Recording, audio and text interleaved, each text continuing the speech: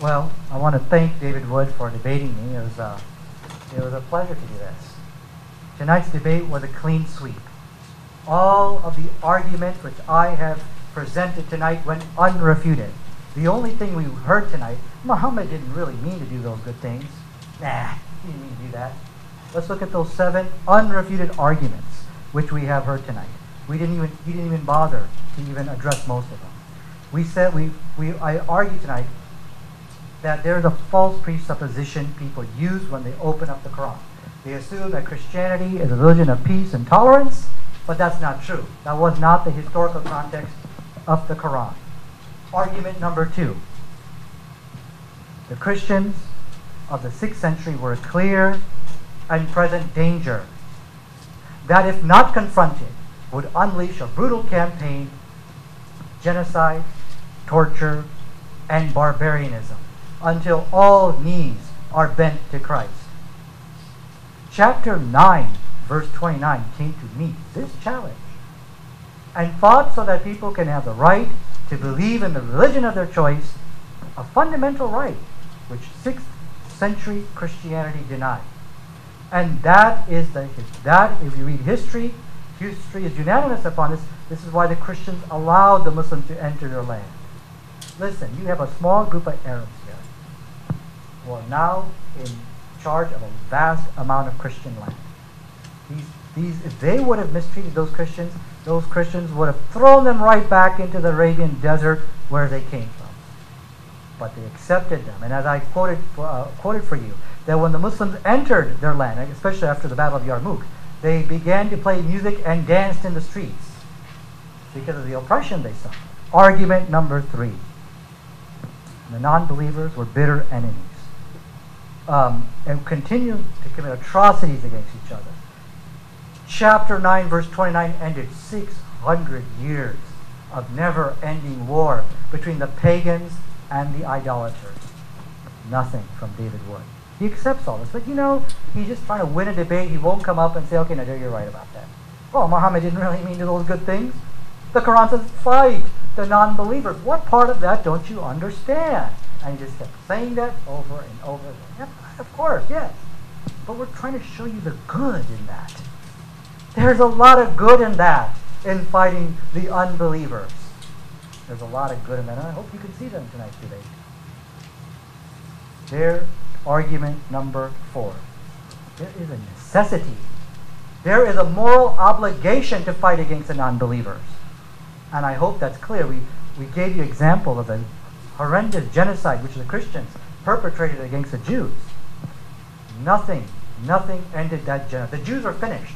And the Jewish Virtual Library clearly said that the Jews are finished.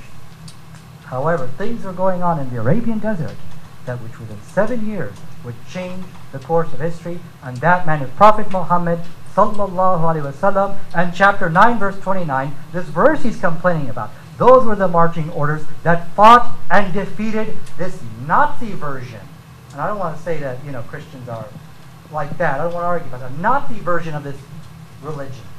And that's why we say that Islam is a religion of peace, and why we say that Islam is a religion of truth, because it came to confront and condemn the genocide and the terror of the version of Christianity which we saw during Muhammad's life.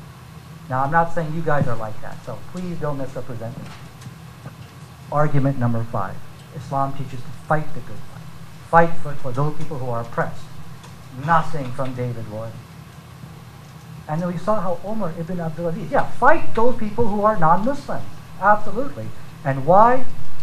Omar said, we will fight to secure their safety. Omar ibn Abdul Aziz said, we will wage war on any enemy of the disbelievers. And that's what they were looking for. And the 7th argument, we didn't even get to touch this argument. Chapter 9, verse 29, opened up the doors of science for the European world. The Renaissance and scientific revolution in Europe drew upon the contributions of what? Not Islam. Islam, but in specific. Surah 9, verse 29. Fight the unbelievers. Fight those who are the unbelievers. There's a lot of good which the world, which this one verse has done for the world. And I hope you guys can see that. Well, I wanted to quote a couple of passages of the Quran in this conclusion. I'm reluctant to do so, though, because the Quran seems to be utterly meaningless to Western Muslims. You can quote the clearest verse of the Quran and, well, you don't know what that means. There's no way we can know what that means, and even if it's the clearest verse in the Quran, sorry, as long as we don't like it. But think about what this says. I'll take a risk. Surah 33, verse 36. It is not for a believer, man or woman, when Allah and His Messenger have decreed a matter, that they should have any option in their decision. And whoever disobeys Allah and His Messenger, he has indeed strayed into plain error. When Allah and Muhammad have given a decision or a command, it is not for the believer to show any resistance. Surah 4, verse 65. But no, by your Lord, they can have no faith until they make you, O Muhammad, judge in all disputes between them and find in themselves no resistance against your decisions and accept them with full submission. According to the Quran, you cannot be a Muslim until you accept Muhammad's decisions with full submission, no resistance whatsoever. We open up the Quran. Fight those who believe not in Allah. That is a clear command given to Western Muslims. And what do they say? No. Can't do it. Can't do it. Whatever Allah means, He must not mean fight those who do not believe in Allah. He must mean something that only occurred back then and in that historical situation. Could have said that in His perfectly clear book, but instead He gave this blanket statement to fight those who do not believe. That's what Western Muslims are telling us.